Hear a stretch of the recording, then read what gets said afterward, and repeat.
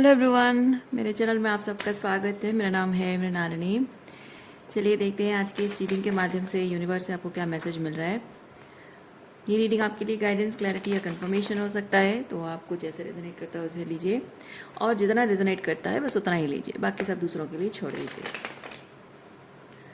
और gender specific नहीं है, टाइमलेस रीडिंग्स हैं, तो आपको जब भी रेजोनेट करता है आप एनर्जी को क्लेम कर सकते हैं और रीडिंग का जेंडर स्विच कर सकते हैं, रोल रिवर्स कर सकते हैं।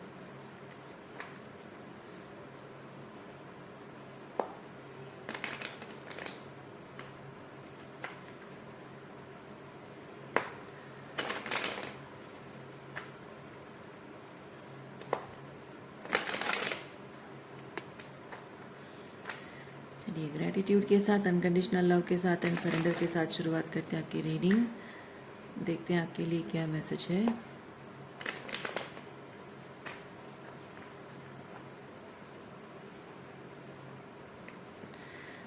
आपके अराउंड क्या एनर्जी है, देखते हैं।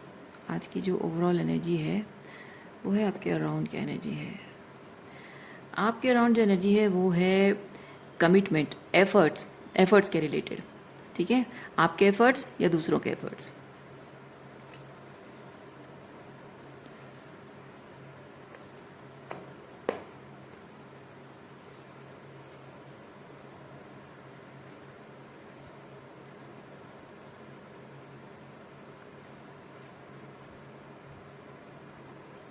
Ten of swords, ten of swords in comparison. Oh अच्छा,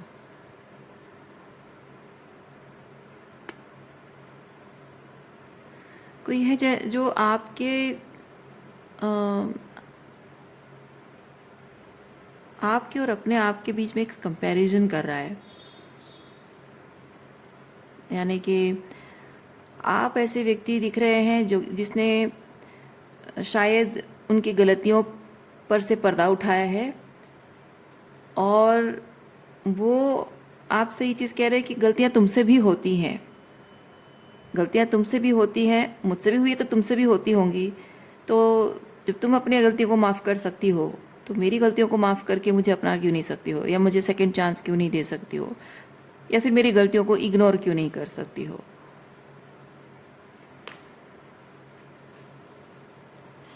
और रही बात जहाँ चांस की, तो एस ऑफ वॉन्ड्स वही बता रहा है, ये सोर्स कार्ड वही चीज़ बता रहा है। ये पर्सन आपसे, आपके साथ एक सेकंड चांस शायद चाहता है और उसके लिए बहुत ज़रूरी है कि उसकी सारी गलतियाँ आप माफ़ करें, लेकिन बहुत सारी गलतियाँ उसने की है जो माफ़ी के लायक नहीं है। ये टेन ऑफ सॉर्ड्स वही चीज़ बताता है। देखिए, बहुत हर्ट किया है आपको उसने, बहुत रुलाया है। ओके,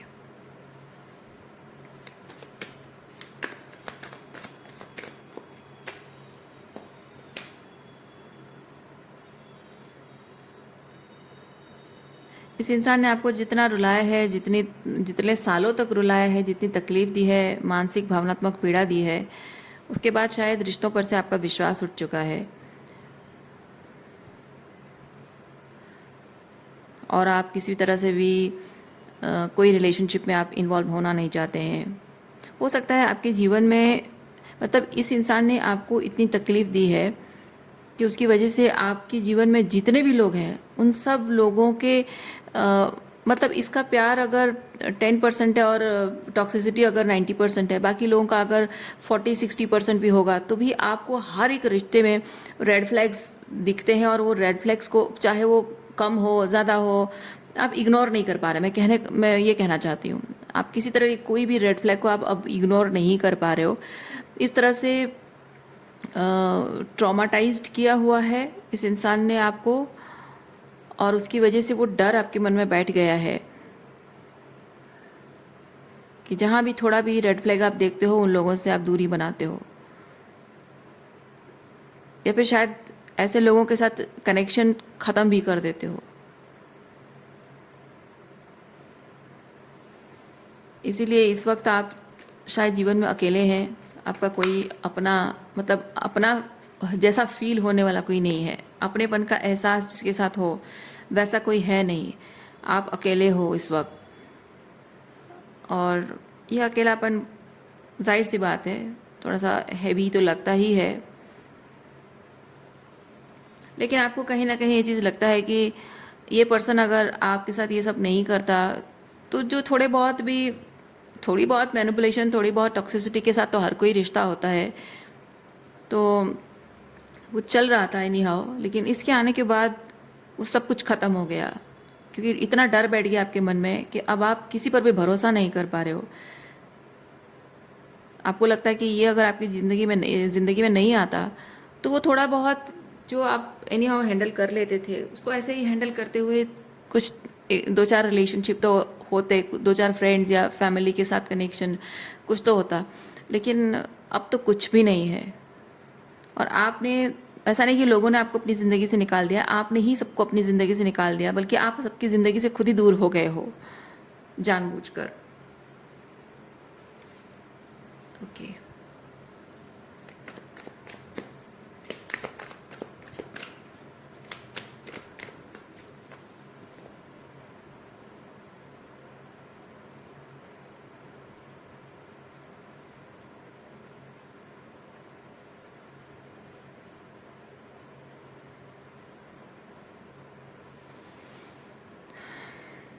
आपका इस तरह से अकेले होना वो जैसे कि यूनिवर्स ने आपको जानबूझकर अकेला किया है, ये वैसी एनर्जी है। यूनिवर्स ने जानबूझकर इस इंसान को आपकी ज़िंदगी में भेजा, आपको अकेला करने के लिए नहीं, आपको ये बताने के लिए कि जीवन में एक पड़ाव आता है जहाँ सुख होता है और एक पड़ाव जहाँ दुख होता है। सुख के समय हर कोई साथ देता है, लेकिन दुख के समय पे कौन कितना साथ देता है वो कैलिब्रेशन करने का एक टाइम आपके जीवन में आया है और बहुत ज़रूरी है।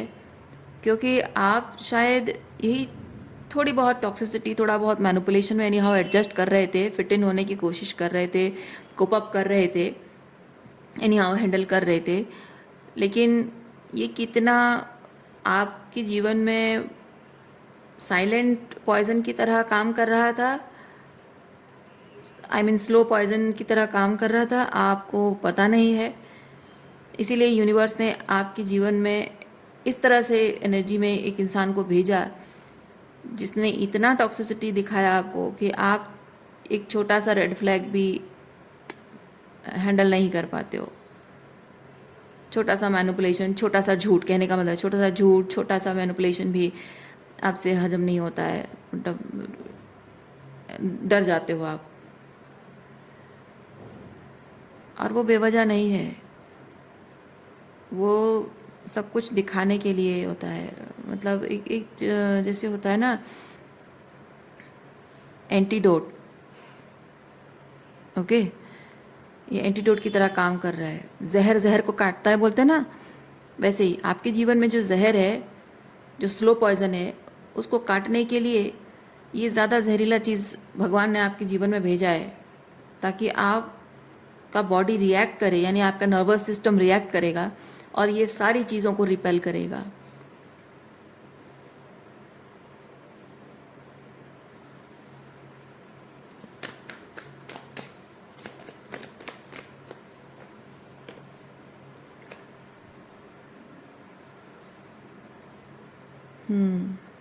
इसीलिए यूनिवर्स चाहता है कि आप ये सोचना बंद कर दें कि इसके आने से आपके रिश्ते, आपका घर परिवार बर्बाद हुआ है। नहीं, आप ऑलरेडी एक बहुत ही टॉक्सिक एनवायरनमेंट में जी रहे थे और वहाँ से बचाने के लिए यूनिवर्स ने आपके जीवन में इसको भेजा है। और इसका मतलब ये नहीं है कि इस इंसान को आप भगवान मानकर पूजो, उसके पैर पकड़ो, नहीं, ऐसा नहीं है। टॉक्सिक टॉक्सिक टॉक्सिक होता है। जब एंटीडोट का काम ख़त्म हो जाए तो उसको छोड़ देना होता है ना, और एक्स्ट्रा डोज नहीं लेना होता है। जस्ट बिकॉज उसने मेरी जान बचाई तो मैं उसे रोज़ लेती रहूँगी, ऐसा तो नहीं होता है।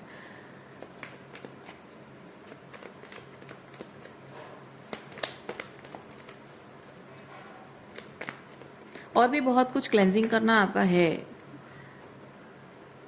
जैसे मेन जो स्लो पॉइजन की तरह काम कर रहा है, ये एंटीडोट उसको निकाल रहा है, उसके बाद ये एंटीडोट भी आपको छोड़ना होता है, स्लो पॉइजन वाली चीज़ों को भी छोड़ना होता है।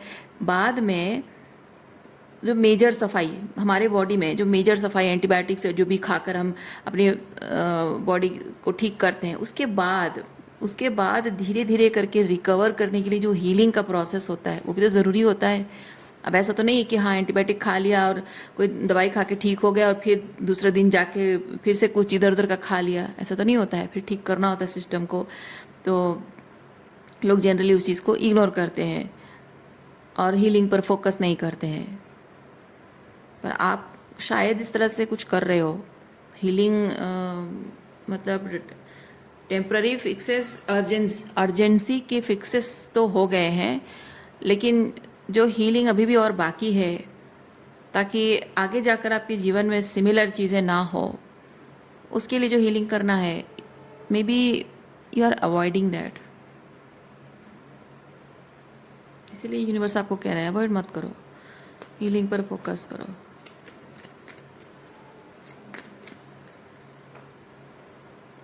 ये इंसान आपकी ज़िंदगी में जो आया होगा ना, ये एंटीडोट बनकर जो इंसान, वो लवर, ये टू ऑफ कप्स की एनर्जी में आया होगा, रोमांटिक रिलेशनशिप के रूप में आया होगा। इसीलिए इस पर्सन के प्रति आपके मन में जो फीलिंग्स है, दो दो टाइप की होंगी। एक तो उसकी टॉक्सिसिटी की वजह से आपको उस पर गुस्सा भी आता होगा, नफरत भी होती होगी, और जबकि रोमांटिकली इन्वॉल्व हुआ बहुत इंटेंस, क्योंकि जितने पावरफुल ज़रूरत होती है ना, जितनी ज़रूरत होती है उतना ही पावरफुल दवाई दी जाती है, मेडिसिन दी जाती है। वैसे ही जितनी ज़रूरत है, जितना आपके टॉक्सिक रिलेशनशिप में जो भी ट्रॉमा, जो तकलीफ़ जो हुई है, जो ये आप इनर चाइल्ड आपका जितना ज़्यादा वुंडेड है, उतना ही आपके अंदर लव सिकनेस होगा, इंटेंसिटी उतनी स्ट्रांग होगी, और उतना ही टॉक्सिक इंसान आपके जीवन में आएगा, ताकि वो जहर को काट सके। क्योंकि ये जो इतना इंटेंस लव आपके दिल में है, वो इसलिए नहीं है क्योंकि आप प्यार करते हो, इसलिए है क्योंकि आपका इनर चाइल्ड उतना इंटेंस लव डिप्राइव्ड है। जितना ज़्यादा लव डिप्रिवेशन है, उतना रोमांटिक फैंटेसी और उतनी ही टॉक्सिसिटी मैनिफेस्ट होता है।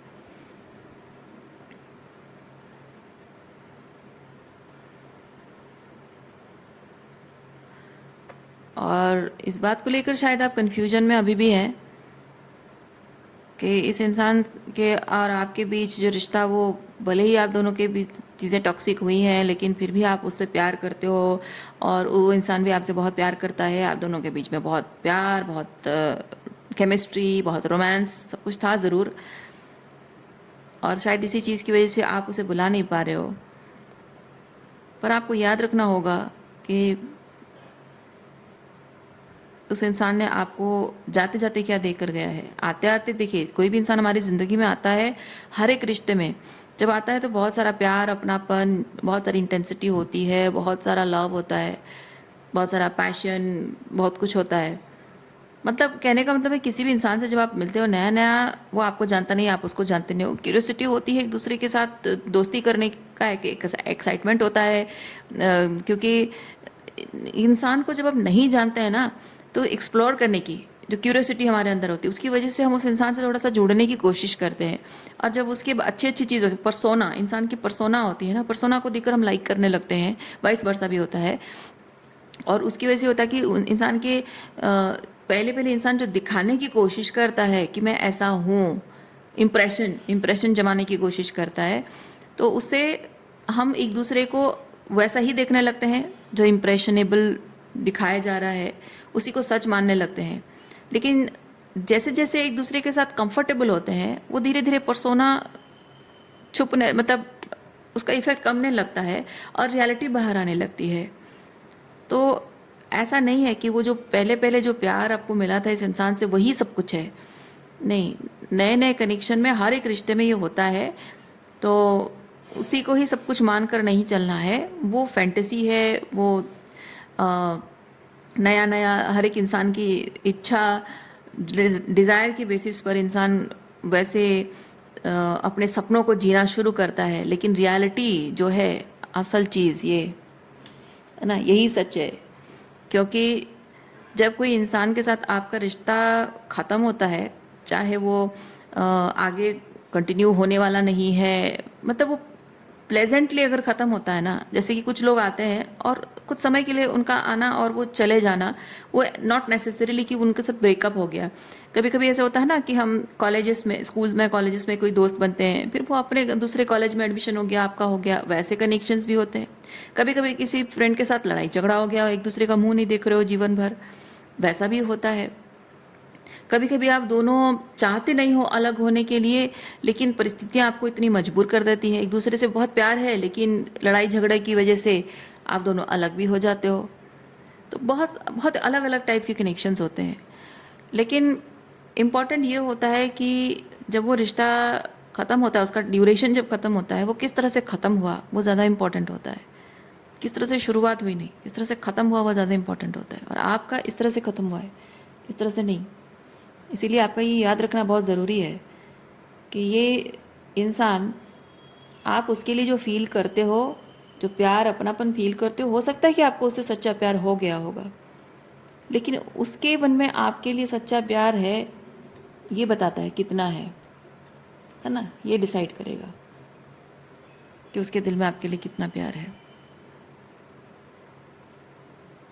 क्योंकि सच ये है कि आज तक इस रिश्ते के लिए जूझते आप रहे हो, यानी स्ट्रगल करते रहे हो, हीलिंग आप कर रहे हो, पर्जिंग आप कर रहे हो, अबैंडनमेंट के पेन है ना, ट्रॉमा ऊन जो है उसको हील कर रहे हो। अभी भी उसके प्रति आपके मन में फीलिंग्स आपके मन में है। आप उस इंसान के साथ शायद शायद आप में से कोई है जो अभी भी शायद उसका इंतज़ार कर रहे हो। आप में से कोई जो आज भी उस इंसान के वापस आने का इंतज़ार कर रहे हो और उसको माफ़ करने को तैयार हो, उसके साथ रिकनसाइल करना चाहते हो, उसको दूसरा मौका देना चाहते हो। लेकिन उस तरफ से कुछ भी ऐसा नहीं दिख रहा है। वही तड़प, वही जैसे किसी के उसके तकलीफ़ से आपको जितनी तकलीफ़ होती होगी, एक पल के लिए भी आप नहीं चाहते होगे कि वो दुखी हो, तकलीफ़ में है। और आप इतना टाइम से अकेले अकेले चलते जा रहे हो, स्ट्रगल कर रहे हो, दुखी हो, उसको परवाह नहीं है। इतने सालों तक वो कहीं दिख नहीं रहा है, कोई बातचीत नहीं दिख नहीं रहा, मतलब नॉट फिजिकल, मतलब कि वो प्रेजेंस, उसकी प्रेजेंस आपके जीवन में नहीं है, उसको कोई फ़र्क नहीं पड़ रहा है, कोई कोशिश नहीं है, कोई रिकनसाइल करने की या बात करने की, कम्युनिकेशन गैप दूर करने की, वो इंटेंशंस कुछ दिख नहीं रहे, मैं वो कह रही हूँ। तो वो सब जो नहीं दिख रहा है, that is a big sign. वही अपने आप में आंसर है, उसका जवाब है कि वो नहीं चाहता है। वही सवाल आपके जो मन में सवाल उठते हैं कि क्या अभी भी वो इंटरेस्टेड है, क्या अभी भी मुझसे प्यार करता है, वही सवालों के जवाब है कि नहीं। चाहता तो वापस आ जाता, नहीं चाहता है इसीलिए नहीं आ रहा है। आपको इतनी तकलीफ़ हो रही है, आपको इतना फ़र्क पड़ता है, उसे नहीं पड़ता है, वो अपने आप में सवालों का जवाब है।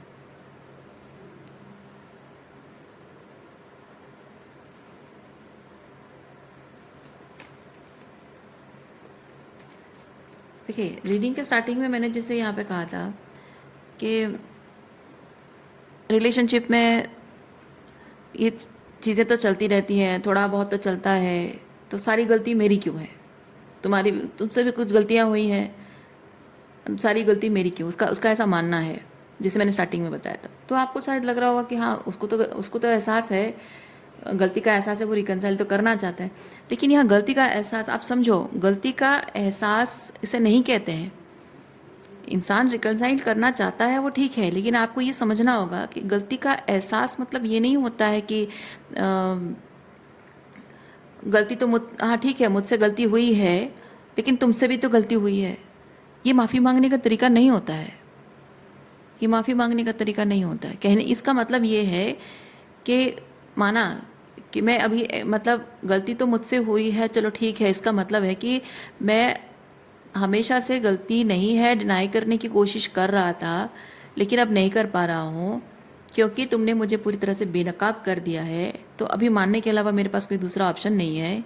तो चलो ठीक है, मैंने मान लिया कि मुझसे गलती हुई है, लेकिन गलती तुमसे भी होती है, तुमसे भी हुई है। तो तुम अपनी गलतियों को जैसे खुद माफ़ कर देती हो, मेरी गलतियों को भी इग्नोर करके मुझे अपना लो या मौका दे दो। यानी कि हर वक्त यही चीज़ होता रहेगा। यानी कि वो अपनी गलतियाँ रिपीट करने का उसको स्कोप मिल गया समझेगा अगर आप उसे माफ़ कर दोगे। ये गलती का एहसास नहीं होता है, ये गलती का एहसास नहीं है। ये सिर्फ आप एक ह्यूमन बीइंग हो, अर्फुल ह्यूमन बीइंग हो, और वो भी एक अर्फुल ह्यूमन बीइंग है, और इसी बात के लिए वो अपनी गलतियों को जस्टिफाई करने की कोशिश कर रहा है।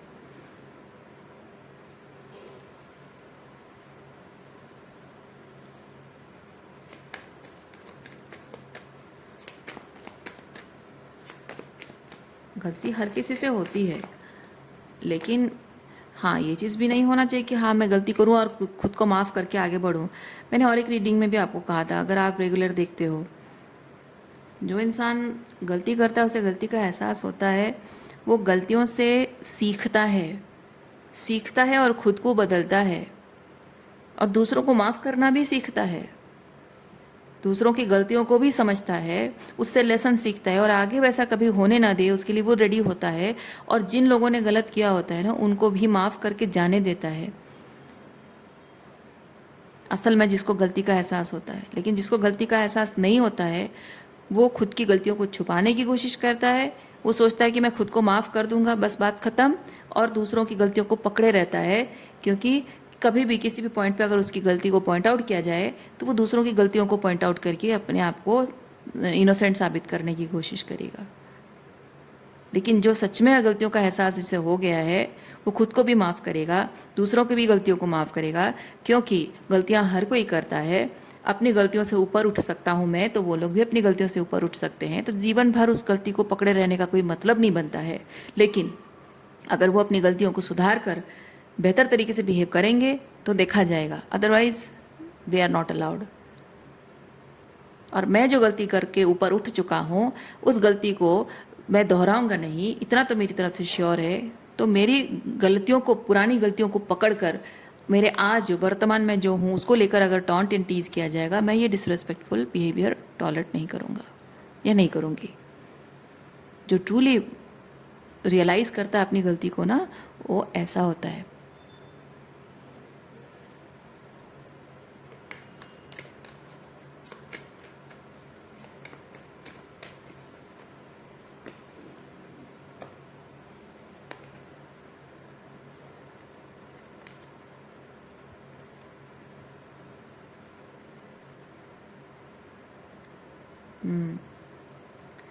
ये king and queen of wands, ठीक है, क्वीन मैंने queen and king of wands है ये देखिए यहाँ पे बहुत ही रेड एंड येलो कलर्स बहुत सारे हैं, रेड येलो एंड ऑरेंज। तो ये बहुत ही फायरी, मतलब वार्मथ वाली एनर्जी है। ये बॉन्ड किंग एंड क्वीन है, तो बहुत ही वार्मथ वाली एनर्जी है, पैशन है, रोमांस है, इमोशनल वार्मथ भी है, मोटिवेशन है, इंस्पिरेशन है, और बहुत ही हाई वाइब्रेशन उस तरह की एनर्जी है। तो कहने का मतलब है कि दोनों के बीच में, दो लोग जब एक दूसरे से जुड़े हुए हैं, दोनों के बीच में ये वार्मथ शेयर होनी चाहिए, ठीक है। दोनों के बीच में ये वार्मथ शेयर होनी चाहिए, तभी जाकर आप उसके साथ और वो आपके साथ इमोशनली सेफ, एनर्जेटिकली भी सेफ महसूस करेंगे। लेकिन आप दोनों के बीच में ये है, ये बहुत ही कोल्ड इमोशंस वाली एनर्जी है। कम्युनिकेशन गैप क्रिएट किया जा रहा है आपके और उसके बीच, एक कम्युनिकेशन गैप जो वो क्रिएट कर रहा है, क्योंकि वो जो गलतियाँ उसने की हैं उन गलतियों को सुधारना, उसकी अकाउंटेबिलिटी लेने की कोशिश वो नहीं कर रहा है, कोई अकाउंटेबिलिटी नहीं ले रहा है। उससे ये चीज़ हो रहा है कि वो आपसे वार्मथ चाहता तो ज़रूर है, लेकिन उसके अकाउंटेबिलिटी ना लेने से आप उसके साथ रहकर जो अनसेफ फील कर रहे हो, उस अनसेफ फीलिंग का क्या, उसकी रिस्पॉन्सिबिलिटी किसकी है? उसकी है। पर वो चाहता है कि आप जो उसको ट्रस्ट नहीं कर रहे हो, वो शायद आपको ये जताता होगा कि आपको ट्रस्ट इश्यूज़ है।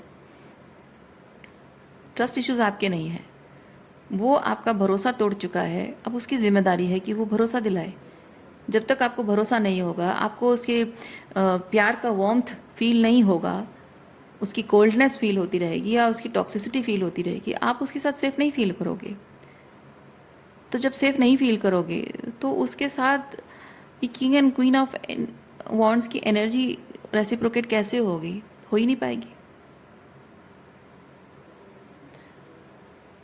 और अगर आप ये सोचते हो, एक चीज़ मैं आपको बता दूँ, अगर आप ये सोचते हो कि आप अगर उसके और आपके बीच ये जो कोल्ड डिस्कम्फर्ट है, इस डिस्कम्फर्ट को आप दूर करने के लिए अपने अंदर के डर को सप्रेस करके जीना चाहोगे, क्या आप अपने अंदर के डर को सप्रेस करके जी पाओगे उसके साथ? कदम कदम पर जब भी आपके और उसके बीच में कोई लड़ाई झगड़ा होगा, कोई बातचीत, कोई आर्ग्यूमेंट होगी, आपको डर नहीं लगेगा। कभी वो घर से बाहर जाएगा, दिनों दिनों तक काम के सिलसिले में घर से बाहर जाएगा, आपको शक नहीं होगा उस पर? होगा। ये कैसा एनर्जी पता है? ये ऐसा है, इसका अगर शेडो साइड में बताऊँ, इसकी अगर शेडो साइड, अगर वो इमोशनली कोल्ड इंसान है, ठीक है, किंग ऑफ वॉन्ड्स अगर इमोशनली कोल्ड इंसान है, तो आप अगर उसके ईगो को ठेस पहुंचा देते हो, कुछ अगर ऐसा कह देते हो, कर देते हो जिससे कि उसके ईगो को ठेस पहुंचती है, तो वो कुछ नहीं कहेगा, वो शांत रहेगा, अपने गुस्से को टेम करके रखेगा सही समय के लिए। जब लोहा गर्म होता है ना, उस वक्त वो चोट मारता है। यानी कि जब आप वॉल्नरेबल होगे, थोड़ा सा अपने वीकर साइड में होगे, उसके साथ वॉल्नरेबिलिटी चाहते होगे, इमोशनल इंटीमेसी चाहते होगे, उसकी उसकी हेल्प चाहते होगे, उस टाइम पे वो चोट मारता है। आपको टॉन्ट एंड टीज करेगा, क्रिटिसाइज करेगा, नीचा दिखाएगा आपको, बदला लेने का ये इसका शैडो एस्पेक्ट ये है। तो ये चीज़ हो सकता है कि इस तरह की चीज़ें भी उसने की हो आपके साथ। मैं सिर्फ एग्जांपल बता रही हूँ, क्योंकि ऐसा एक एस्पेक्ट अगर आपके पार्टनर, क्योंकि ये वॉन्ड एनर्जी है इसलिए मैं एग्जांपल दे रही हूँ कि ऐसा उसका नेचर होता है किंग ऑफ वॉन्ड्स का।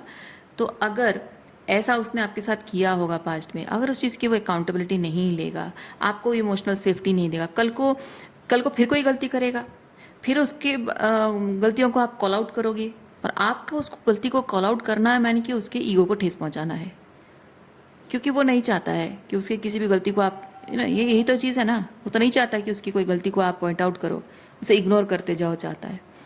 तो जब आप उसे कॉल आउट करोगे, आपको बुरा लगेगा, आपको तकलीफ होगी, आप सेफ नहीं फील करोगे, तो आप बोलोगे, बोलोगे मतलब उसकी ईगो ठेस पहुंचेगी, फिर वही चीज़ करेगा आपके साथ। जो चीज़ टॉलरेट नहीं कर पाए हो इसीलिए उसको छोड़ दिया है, आगे जाकर भी वही सेम चीज़ करेगा। क्या आपको डर नहीं लगता है? इसीलिए इसीलिए यूनिवर्स आपको कह रहा है, आप इस चीज़ का डर मत में मत पालिए कि ये डिस्कम्फर्ट जो आप दोनों के बीच में है, कोल्ड डिस्कम्फर्ट जो है, इसको हटा दूँ नहीं तो मेरा रिश्ता टूट जाएगा। नहीं, ऐसा रिश्ता टूट जाना ही अच्छा है।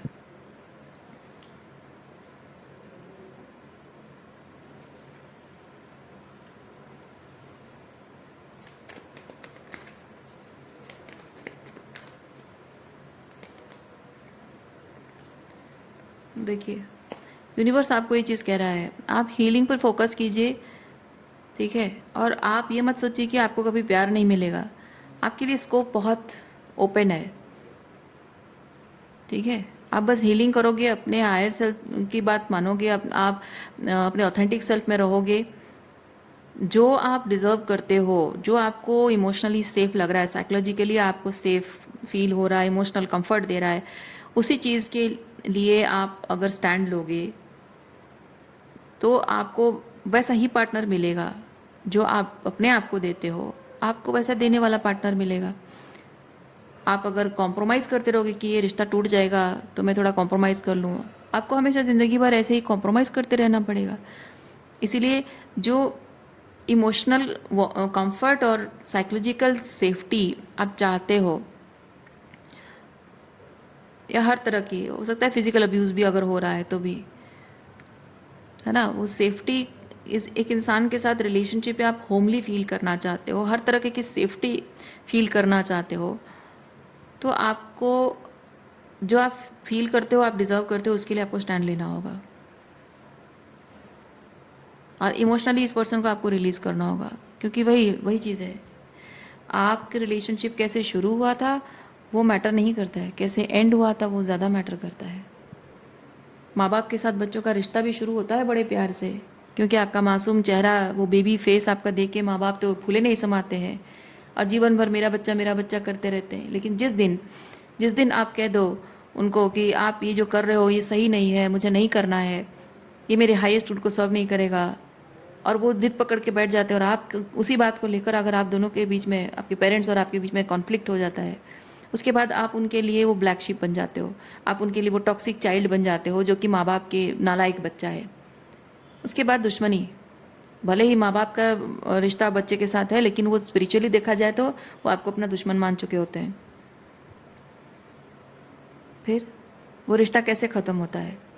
जब आप अपने जीवन में उनकी, किसी भी इंसान के साथ आपका रिश्ता, माता पिता के साथ भी आपका रिश्ता, जब उनकी वजह से आपको तकलीफ हो रही है, आप उनको ये बता रहे हो कि आपकी सर्टन बिहेवियर से या सर्टन बातों से मेरी आत्मा को कष्ट हो रहा है, और अगर वो अपने भूल का पश्चाताप करने के बजाय, उसे रियलाइज़ करके उसका पश्चाताप करने के बजाय अगर वो जस्टिफिकेशन देने लग जाएं, अगर वो आपको टॉक्सिक कहने लग जाएं, तो वो रिश्ता वहीं उसी मोमेंट पे ख़त्म हो जाता है। क्योंकि उन्होंने दिखा दिया, आपको तकलीफ़ हो रही है उनके किसी बात और बिहेवियर से या किसी डिसीजन से, आपको तकलीफ़ हो रही, जब आप बता देते हो, आपकी इमोशनल सेंसिटिविटी उनके लिए मैटर नहीं करती है, और उन्होंने आपके साथ टॉक्सिक बिहेव करके वो साबित कर दिया है, उसी मोमेंट रिश्ता ख़त्म हो जाता है। लेकिन उसके बाद बाकी सब जो कुछ भी रिलेशनशिप में खींचातानी होती रहती है, वो सिर्फ हमारे मन का भ्रम होता है। हम इस उम्मीद में, इस भ्रम में रहते हैं कि शायद कुछ ठीक हो जाए, शायद कुछ सही हो जाए, शायद कुछ बेहतर रिजल्ट निकल आए। इसके चक्कर में हम बाकी सब खींचातानी करते रहते हैं। पर जिस मोमेंट पे उन्होंने आपके फीलिंग्स को डिनाई कर दिया, आपकी नीड्स को डिनाई कर दिया, उसी मोमेंट पे वो रिश्ता ख़त्म हो जाता है एक्चुअली।